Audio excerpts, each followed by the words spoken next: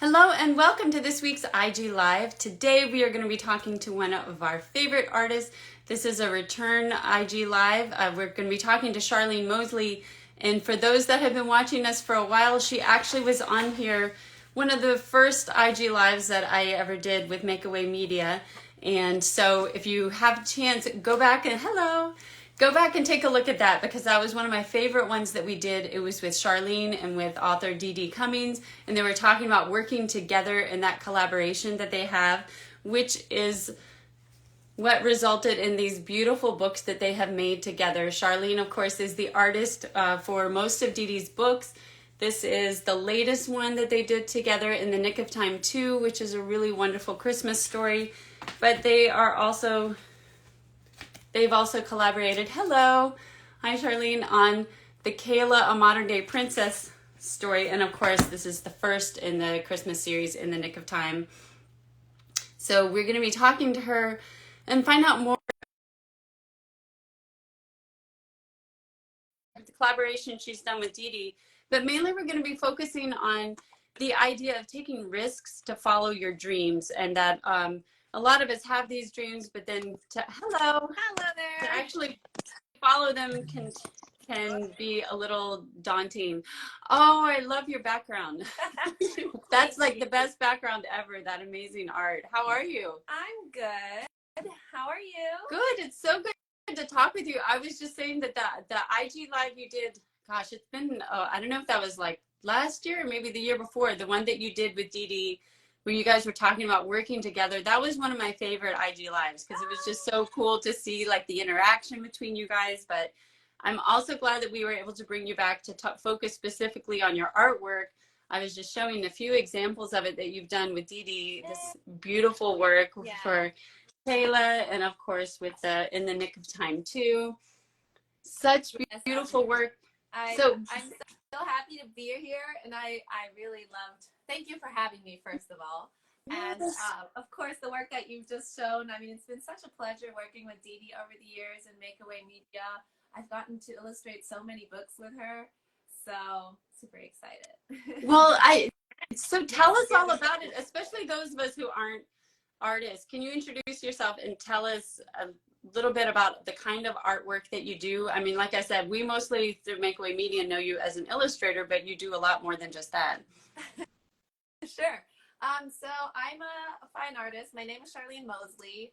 I do anything that interests me, kind of, especially in the arts. So as you can see behind me, I have one of my oil paintings. So I do a lot of personal work and show with Sparks Gallery here in San Diego, where I'm also based. At the moment, we're in my studio, which I can like show you a little bit later. It's mostly just works in progress and lots of mess. So this is probably the best part to be in. But that's fun. That's to see what it actually looks like when you're creating. Yeah, so I illustrate for books, for all kinds of things, actually, for research projects, for online instructional work. Children's books are always my favorite. I feel like I get the most variety and things and fun things to illustrate, and there's so much freedom and so much possibility in children's books. It's just, that is the most fun part in illustrating for me. However, I just also finished 3 book projects. So I am relieved and super excited at the same time, because it's been a lot of work working on 3 projects. 2 children's books are coming out soon, and 1 research project for Black history. So I'm super excited about those things. And then can you tell us what are the books that you have coming?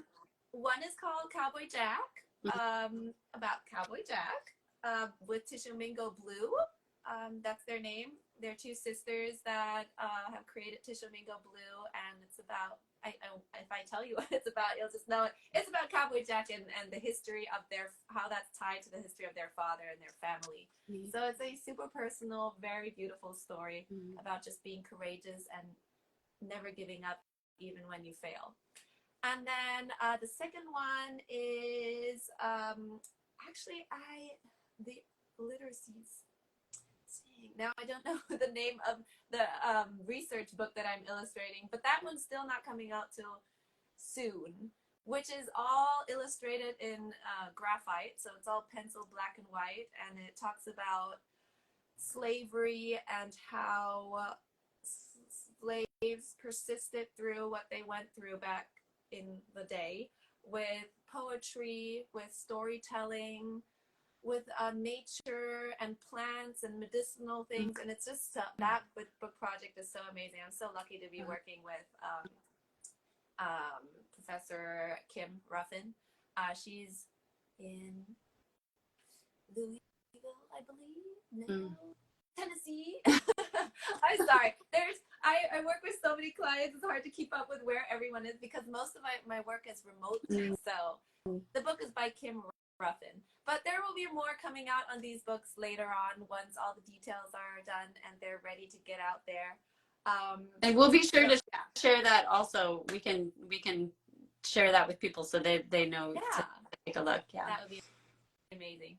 And then the third one is called I Like the Me I See by Shanna Banas. Oh, nice. Well, I can't wait to see all of these. And I'm curious, did you always know that you wanted to be an artist? Was that just something that you were always drawn to? I think so. I think I didn't know exactly. I just did it. I was just drawing all the time. I was drawing on myself during class. I was drawing on my books. I was visualizing everything that I learned, especially in school. Instead of taking notes, I love to draw everything out, especially when there were images in books. I would just copy them and somehow learn that way really well. So drawing was mostly, I used to trace a lot of things, definitely from Disney. I traced a lot of characters out of that, and it was just a lot of drawing to fill my time. I was an introvert for sure. I did run around outside a lot too, but drawing was what I did whenever I had nothing to do. I love the fact that when you were like processing things and learning, like the way you learned it was visually, that you had to kind of process it through that first to really internalize it. That's really interesting. Yeah. I loved that I could do it, even if I got into trouble sometimes for it, because I wasn't, participating in class as much as I should. My participation skills weren't the best, but I was participating on paper and it helped a lot. Yeah, you were participating in your own introverted way. Yeah, and I think later on, professors and teachers always looked over my shoulder and kind of saw what I was doing. So I was made in charge of, illustrating the yearbook or making big posters for projects. Or when we did performances, I was painting background paintings for things. So I guess I kind of just got into these things with people around me seeing what I could do. Well, that's very cool that you had teachers that were that supportive and kind of recognized what you were doing as opposed to thinking, hey, you should be doing the same thing as everybody else. Yeah. I think mostly yes. I've always been supported by many teachers in school. Yeah. Well, and I'm also curious. Okay, so a lot of people they'll have the dream of being something, and then as they get older and they kind of face the reality of it, especially financially, then they think, okay, well, this isn't going to work. I need like a quote real job. I need something that's more secure. And especially when you're talking about being a full-time artist, because that's something that seems like it would be so hard to actually turn into a paying full-time job.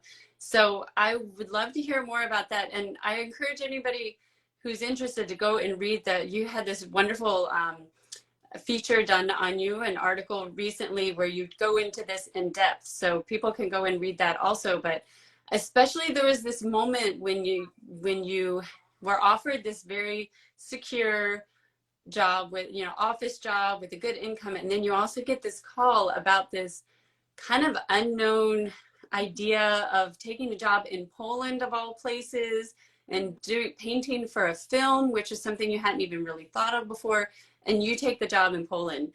What gave you the confidence to say no to that more secure job and take a risk on this other one? Yeah, that's a really good question. I had a moment, probably at least 48 hours of a freak out once I found out that I was accepted into the testing phase of that job.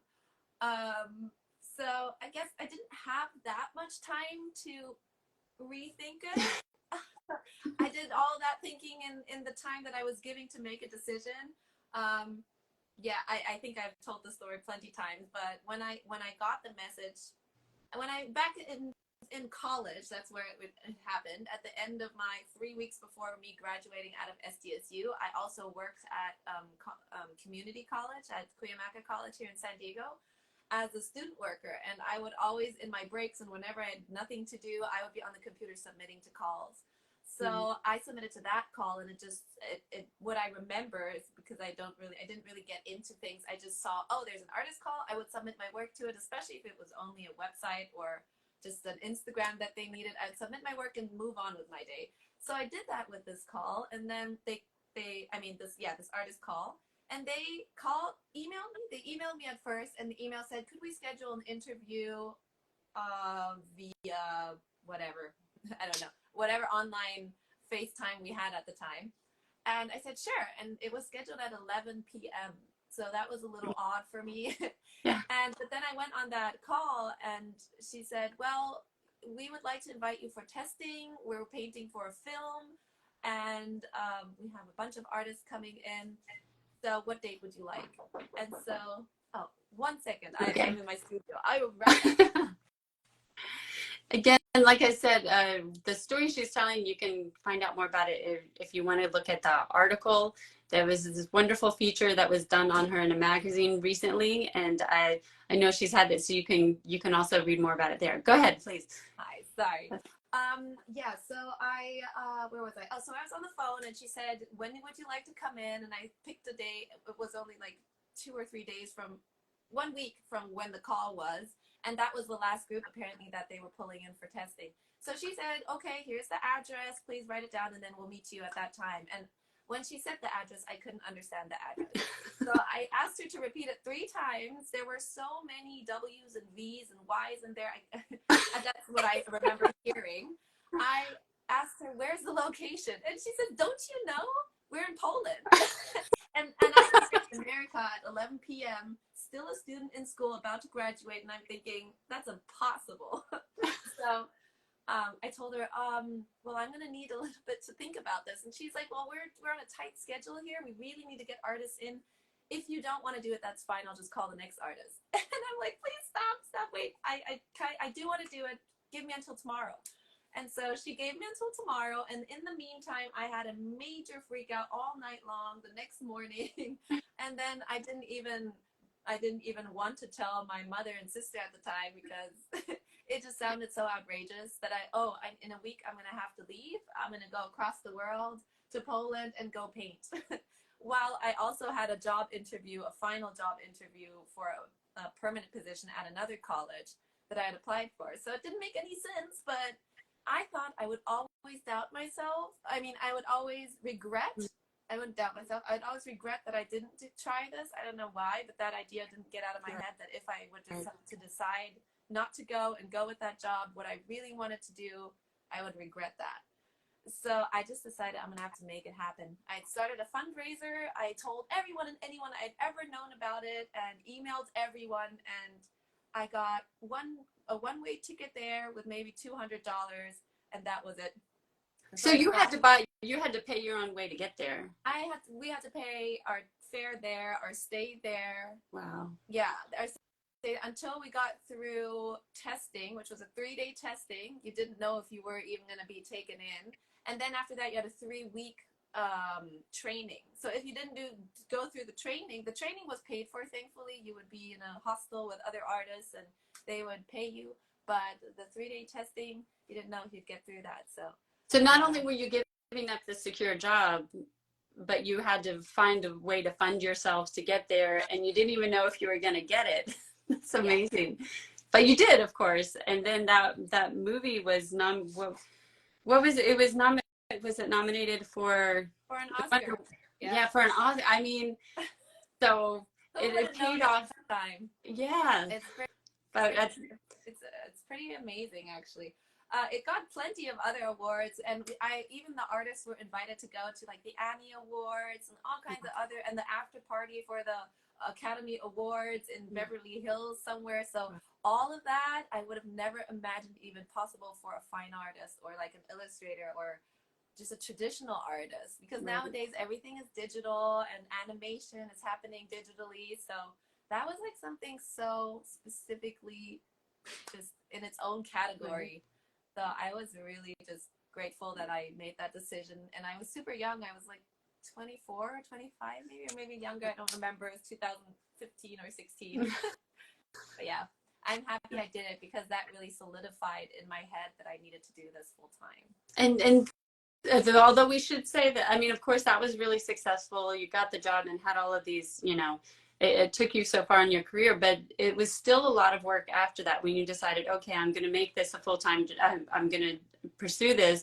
It was still a lot of work afterwards because that was kind of a one-time job and pursuing all of these. And I know one thing that you said that I thought was really interesting is that you had a part-time job and then you're like, I need to get out of this part-time job because that'll motivate me to kind of be fully focused and chasing this dream. So tell us more about that. So yeah, you're right. I did have a part-time job. I actually applied for another part-time job because I really don't come from a family that has a lot of wealth or any lots of money to like have a little cushion. So all the decisions I've always made were serious from the get-go. And so, but I did think that as long as I had this part-time job, I would always feel like I'm not 100% committed, and the pressure isn't on just, you know, being successful in the arts. So I always had that little income at the side if something were to go wrong, or, you know, maybe that's the safe way to go. But I thought if I were 100% committed to this, I need to get rid of that part-time job and really have that pressure of making a full-time income from the actual job I want to do. And so I quit the part-time job and I just focused on art, and I submitted to anything. I wrote to everywhere. I went to places. I was becoming very active in the arts community just to get my fingers into everything and get my name out there. And then I started working remotely with people doing illustration work, and that just happened to kind of keep me going and work out. And I love being able to illustrate as well as do the fine artwork because it balances. So I get to communicate and interact with people while I'm illustrating, and I get to talk to people from all around the world and see their ideas and their backgrounds and create meaningful work for them. But I can also be an introvert in my studio and just work hours upon hours on like artwork that I'm thinking of. So I get a perfect balance, and it forces me to be more extroverted. Or else I'd be a hermit crab. I love that you kind of get the balance of both of them. And I love that you're also talking about how much work is, because I know you've said this and it's true that I think a lot of us when we see art, we don't really realize how much work goes into it. Obviously the actual art itself, but how much other work that goes into it. So can you talk just for a second about, like, say something like this? How long does it actually take to create this? And I should say these are just gorgeous pictures that are in here. How long did it take to do a book like this? Now that's not counting a lot of the administrative time because you had already been working with Deedee, but you know, normally there's all the time you go into actually securing the job. But just in actually making a book like this, how much time does that actually take? So you're saying without the administrative work? Yeah. Okay, so I would say it depends on how much time I get. And the least I'd say for a book would be a month, but that would also require everyday work and hours of work because, well, the whole process is there's a very big process to even getting to the part where you start painting. And I kind of feel like I need to go a little bit backwards here, where I get the idea from the client, I get the manuscript, and we have several meetings, which is the administrative part, but that kind of rolls into how I work. We have several meetings where we talk about the meaning, the manuscript itself, what they want, the references, the style. So we have to go through all of these things, the concepting of the entire book. Sometimes I dive into if it's personal and it's family related or history related on there, and I dive back into their history and their story, and I see pictures and everything. And once I have that, I create sketches. So the sketches are the first part. And so there's a lot of feedback happening at this point, and a lot of communication between the author and the illustrator, me, where I really want to sync up with the author to find that same vision and concept, because if I read a story, I have a completely different film in my head than the author. So I really try to like sync up with them and find that right space to be in. So we go through character designing, where we sketch out characters, the environment, the backgrounds, what and who we want to be featured in the stories. And then once we settle on that and all the sketches have been finalized, we go into painting, and I paint in watercolors, pencil, whatever medium we decide on, ink, acrylics, oil paints, it could be anything.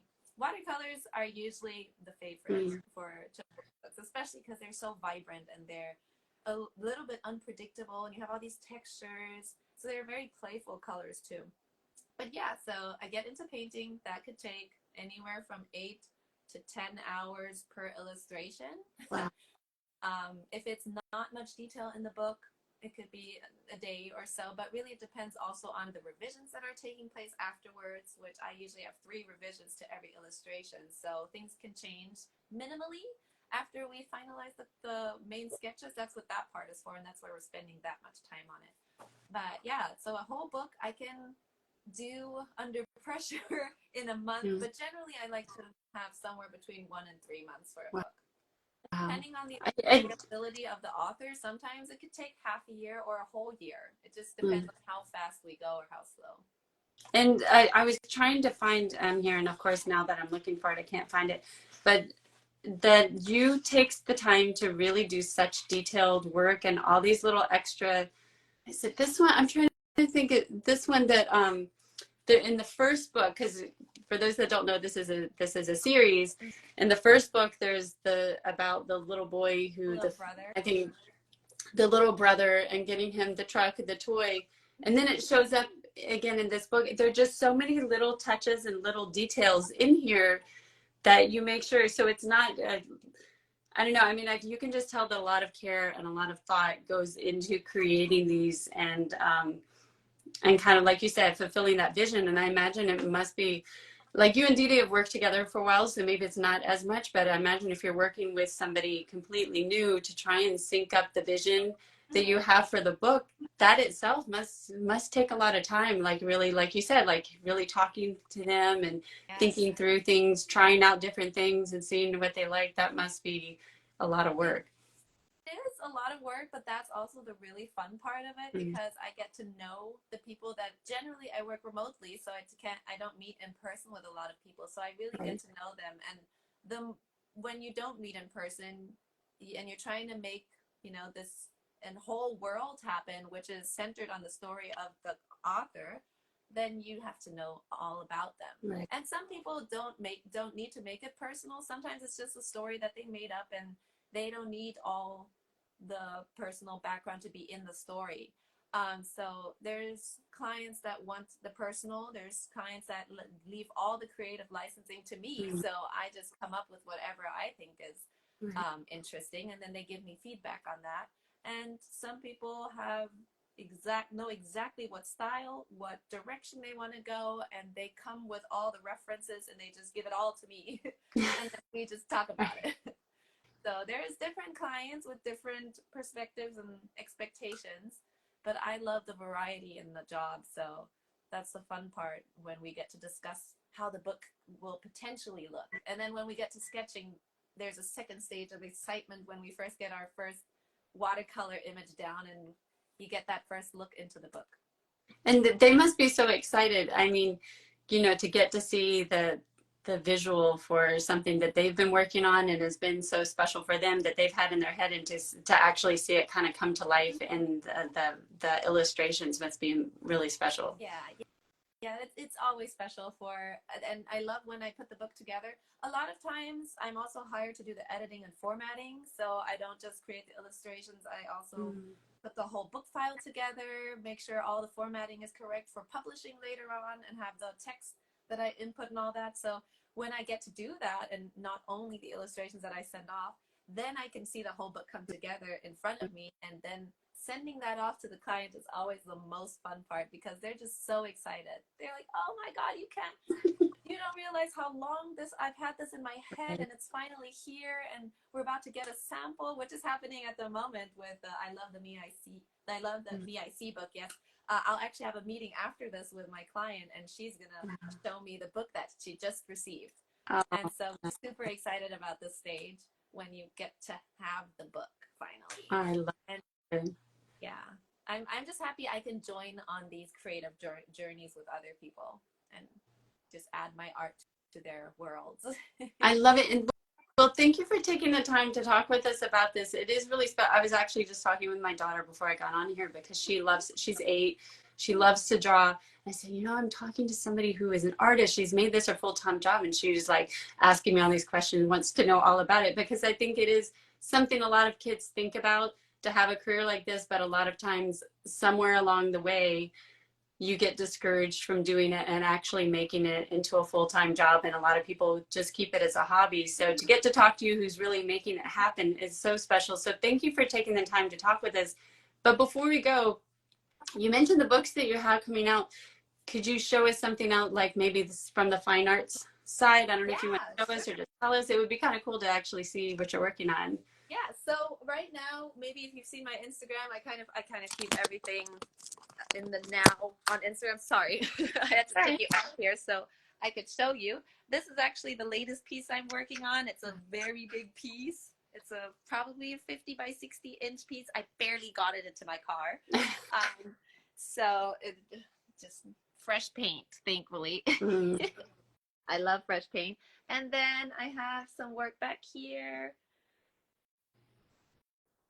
I do have like a more half nude painting over here, which I'm not sure if I can show that. So I'm keeping that away. Yeah, but like this is my studio and I work from here. I share this with another artist. Her name's Caitlin, so she has half of it. And then I have this half. So there's lots of work here. That is so cool. Well, thank you for showing this. And like you mentioned, I love that you always do so much on Instagram, and sometimes we even get to see you actually painting on Instagram. So I encourage everybody to go check that out. And of course, you can follow the link in her bio to find out more about her work, or how to work with her on illustrations or commissions or whatnot. Thank you for taking the time to talk with us. It's always so fun to get to talk with you. For having me. And for those that joined us late, this will be up in just a few minutes on Instagram, and later we will have it up on our YouTube channel. Bye, everybody.